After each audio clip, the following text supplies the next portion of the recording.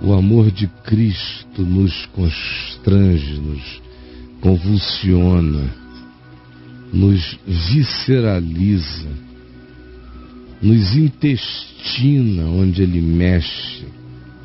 O amor de Cristo tem esse poder. Quando a gente começa a discernir que um morreu por todos, logo todos morreram. Quando a gente começa a perceber o significado absorvente, convergente de todas as coisas para Ele, e que aquele que não teve pecado, Deus o fez pecado por nós, e nos justificou, e nos santificou, e nos fez assentar nos lugares celestiais nele, nos consumou, nos tornou em Cristo uma escatologia realizada. Eu já estou completo nele, porque Ele absorveu o de todos nele mesmo. Sim, quando eu entendo isto com o coração, de verdade, não com o intelecto, mas com a paixão das meretrizes gratas por terem sido perdoadas.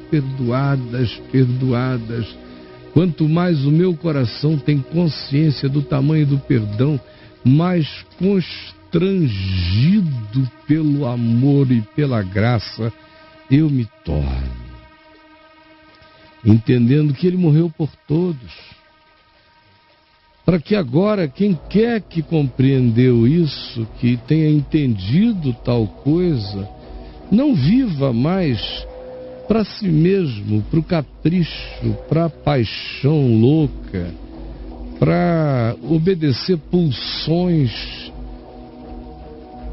que brotam da nossa animalidade desgovernada, ou das nossas inseguranças, ou das nossas carências psicológicas que precisam de validação através de uma série de promiscuidades que a gente acha que, em as praticando, estamos afirmando o nosso potencial de supremacia conquistadora ou impressionadora na vida, ou qualquer outra forma de autoagrado, de autoindulgência, de auto-entrega a qualquer que seja a idolatria secreta que a gente resolva cultuar no coração.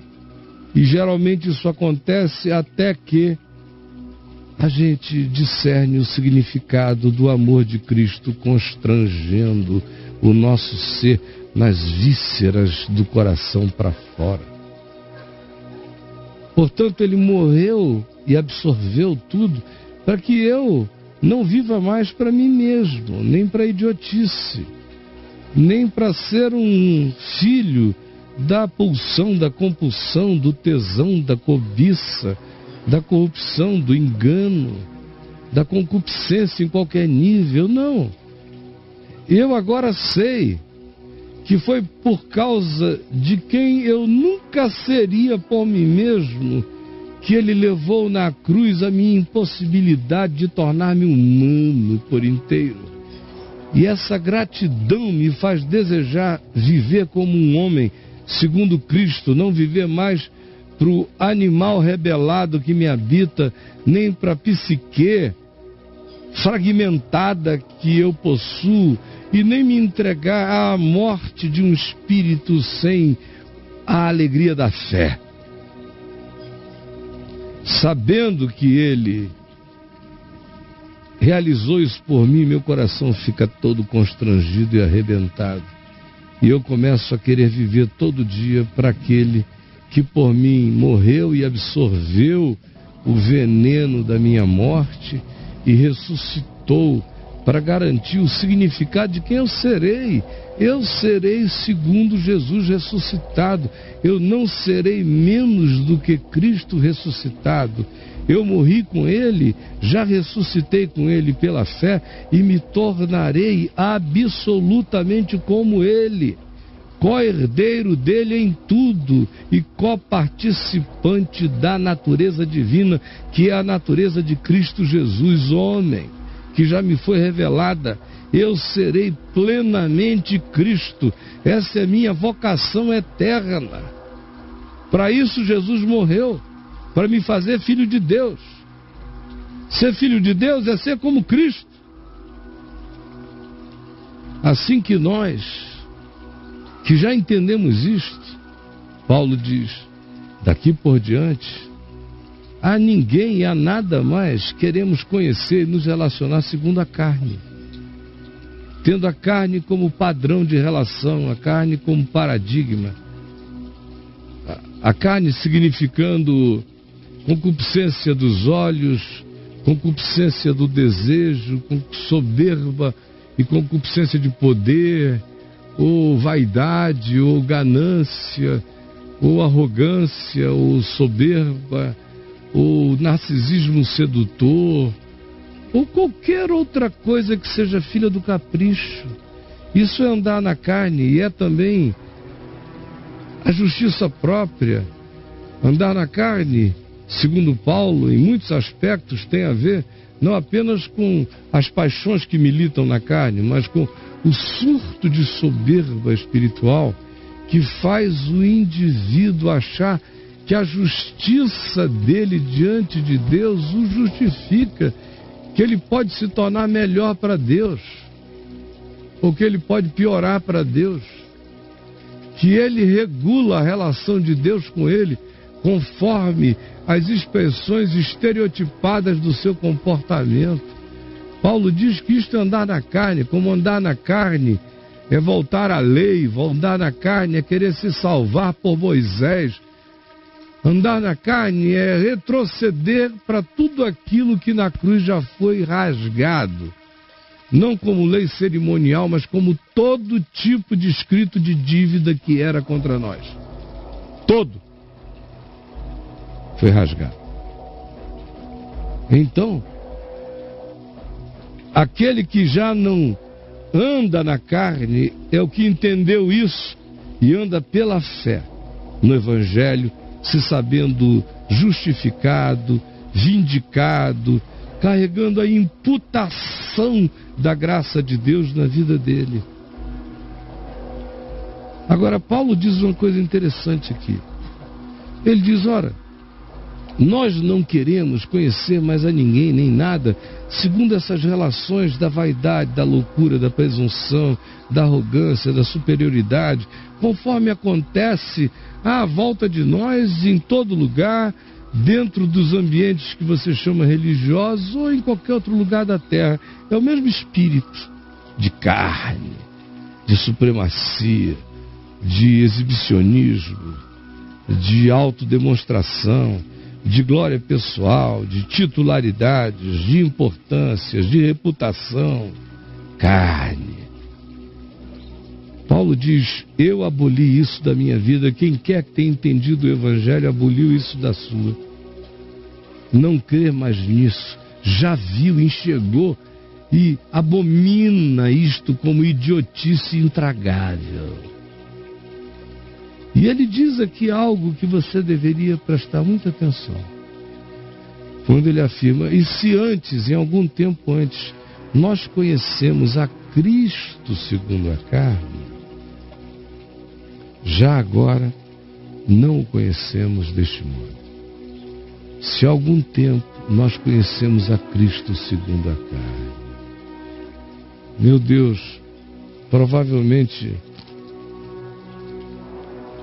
desculpem, não tem nenhuma presunção minha, é só uma observação. Mas provavelmente 95% de todo esse povo que se diz cristão só conheça Jesus segundo a carne. Jesus segundo a carne é o Jesus da crucificação, do crucifixo. É o Jesus do emblema, do logotipo, com o qual eu me identifico por uma questão cultural e religiosa e digo, sou cristão. Esse é o Jesus segundo a carne.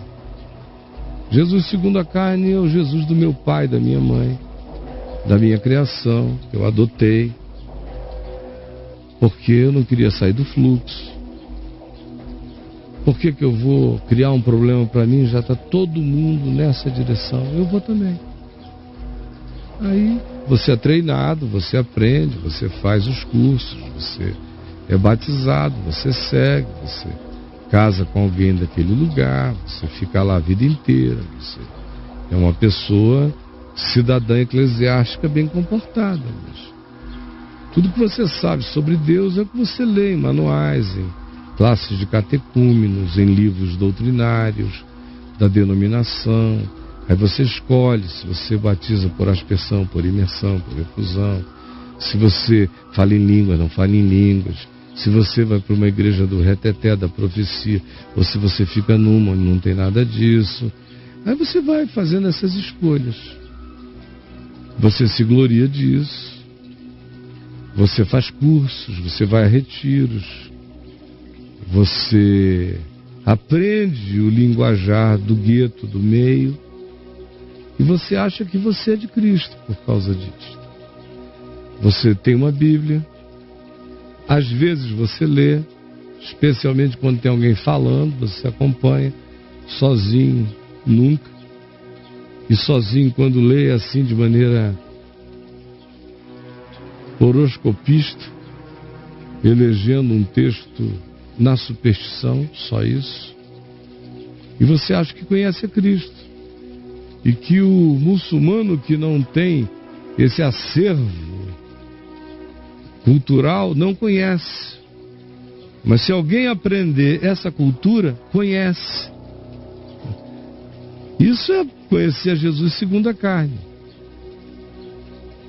Você não ouve música chamada do mundo, nem secular.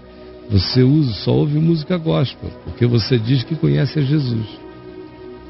Porque você gosta dos cantores e cantoras cristãos. Você conhece segundo a carne. Nunca conheceu Jesus. Hoje de manhã me mandaram um link de um moço que eu conheço há muitos anos, desde que ele é quase adolescente. E ele não é tão mais novo do que eu, mas eu comecei o ministério 20 anos antes dele.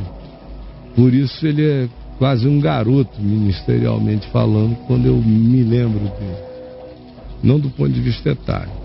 Mas ele resolveu fazer cursos, mestrados, doutorados, pós-graduação em teologias aqui e ali. Hoje me mandaram um texto dele, um vídeo, ele explicando por que ele era pentecostal e deixou de ser pentecostal, porque não suportava mais a identificação com os neopentecostais.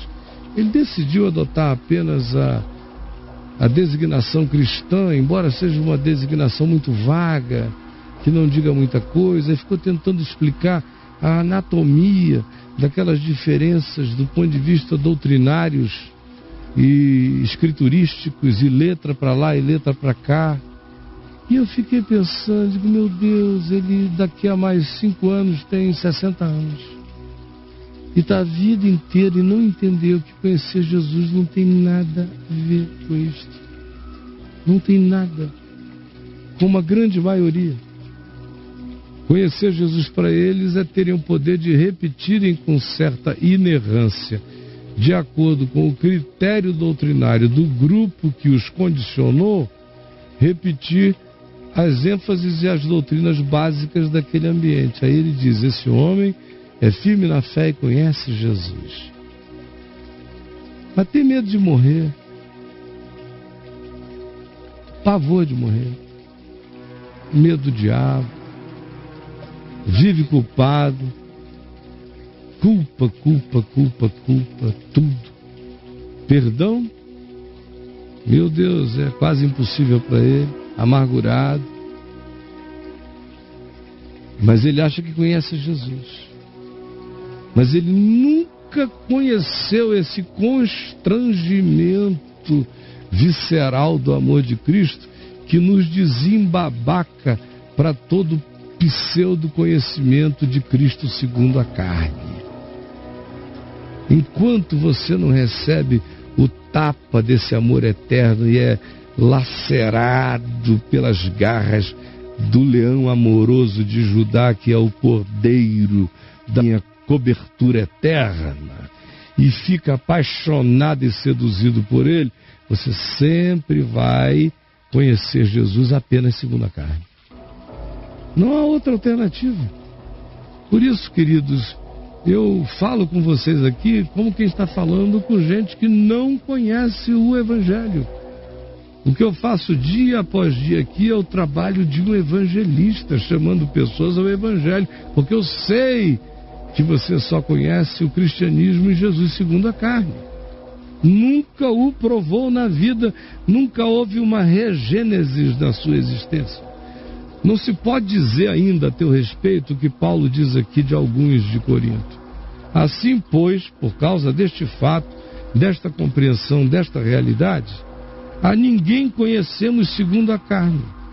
E se algum dia conhecemos até a Cristo segundo a carne, já agora não é assim que nós o conhecemos, mas é na visceralidade do constrangimento apaixonante da presença dele em nós. E assim, se alguém, assim, desse modo, com esse entendimento, com essa compreensão, com essa entrega, e só com essa entrega, está em Cristo, então é nova criatura.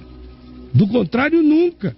Se o conhecer segundo a carne, vai sofrer como um cristão de nomenclatura, vazio, angustiado, sem paz, amedrontado, infeliz, sem saber por que faz parte de um grupo que se jacta de tanto poder, alegria, graça, salvação e perdão, e é o grupo mais mentiroso, infeliz e desgraçado que você conhece. Porque não são nova criatura, não houve um regênesis.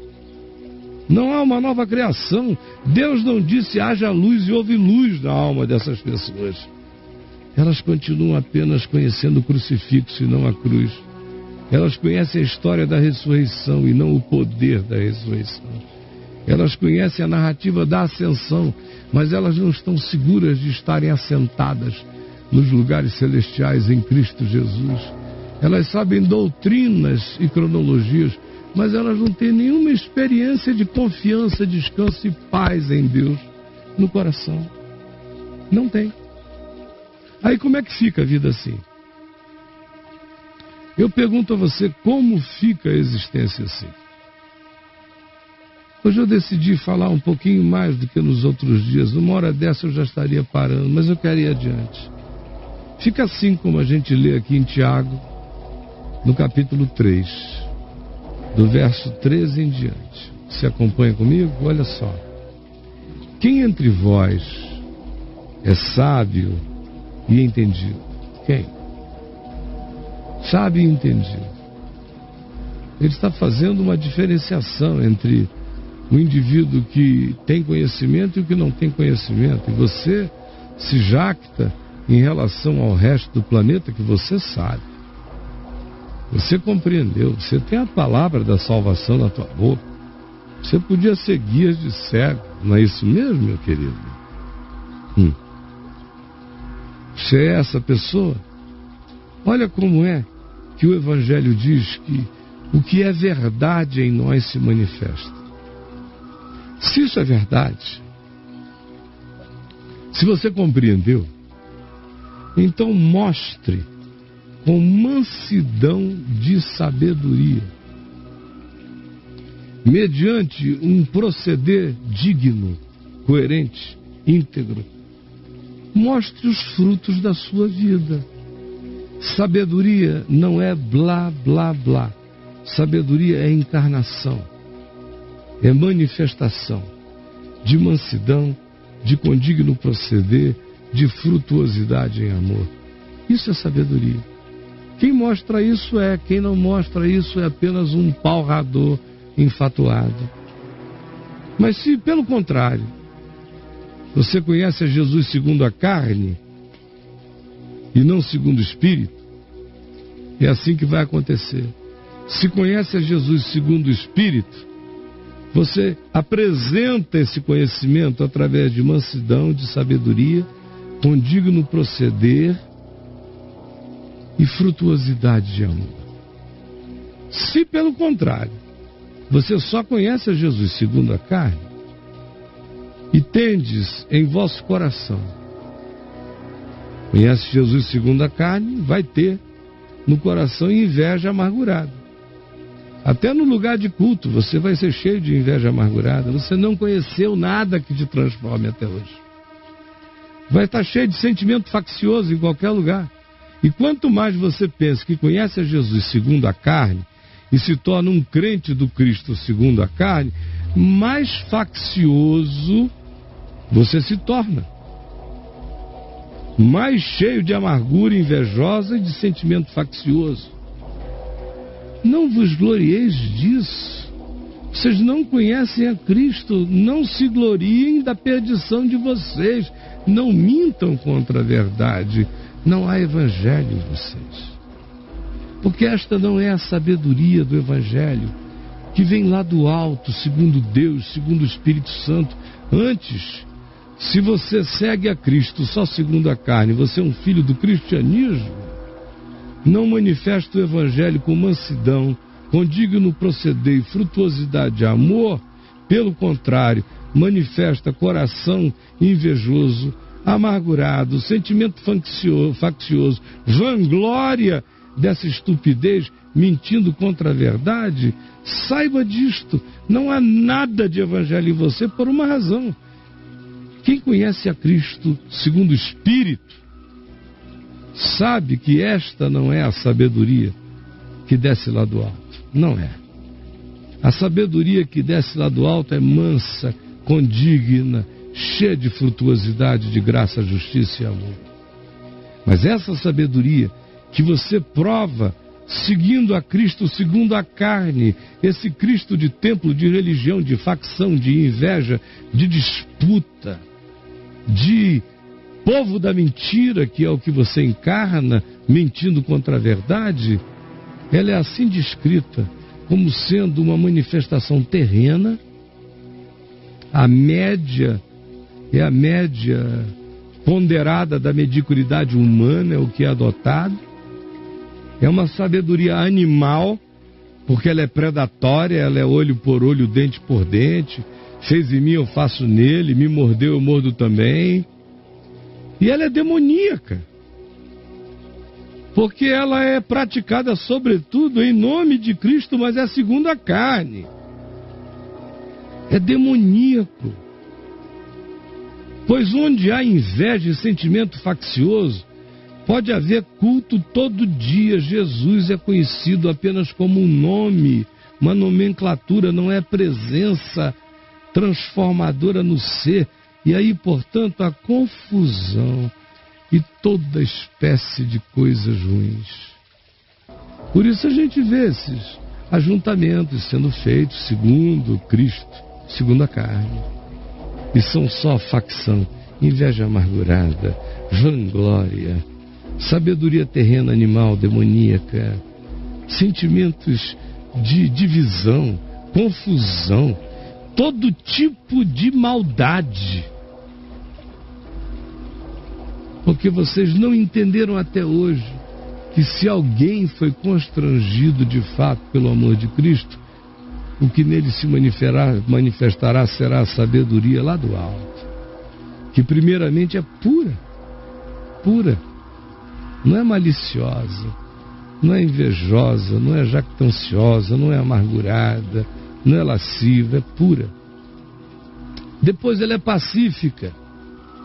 Ela não quer propor embates, ela quer que as pessoas se reconciliem em torno do Evangelho e da paz.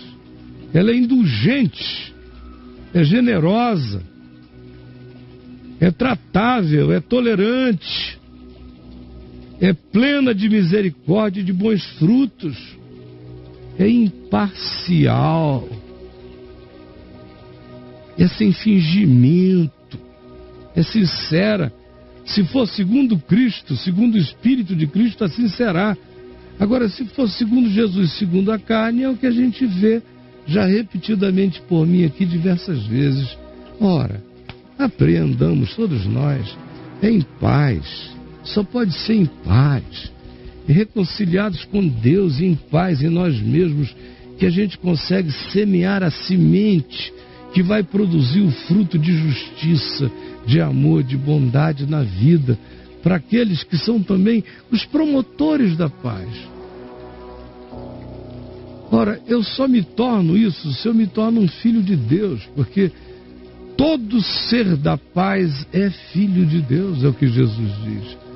É o bem-aventurado reconciliador, é o pontífice de reconciliação entre os homens, se torna um filho de Deus. Se torna. Porque conheceu Jesus segundo o Espírito. Não conheceu Jesus segundo a carne. Que está cheio de gente. Cheio, entupido. Só tem quase gente que conheceu Jesus segundo a carne.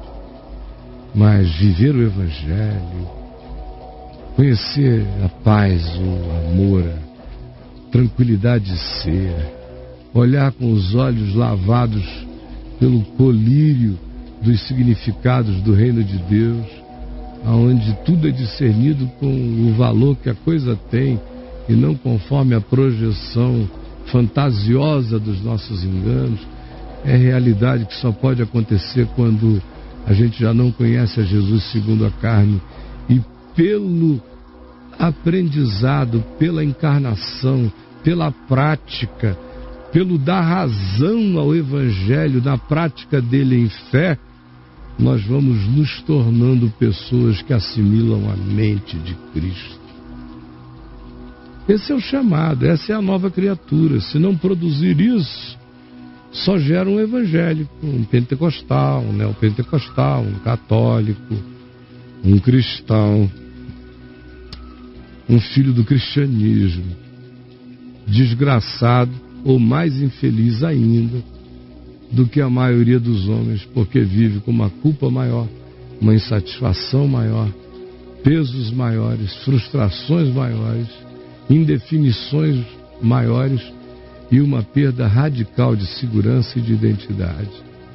Isso é o que dá a seguir a Jesus segundo a carne, sem se tornar um discípulo do Evangelho, aprendendo a andar nele conforme a liberdade do amor plantado por ele em nós, que nos ensina o caminho da não transgressão natural. Porque esse é o mandamento: se andarmos no Espírito, cada dia menos nós transgrediremos.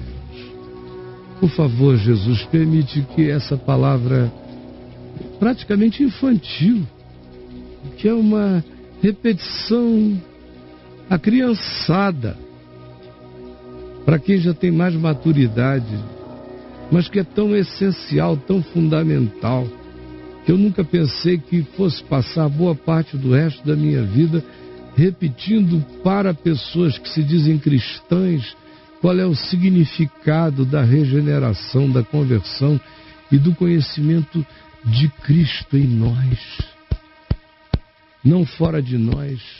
Conhecimento da cruz em mim, não da história da crucificação, do poder da ressurreição em mim, não apenas do testemunho histórico da ressurreição, da prova de Cristo em mim, e não das apologias que tentam provar que ele era quem dizia ser. Eu quero todo dia viver de Jesus em mim, e não do Cristo fora de mim, objeto das minhas defesas, discussões, cultos e devoções pagãs, que não transformam a mente, que não produzem a nova criatura, que não fazem o regênesis acontecer no nosso ser.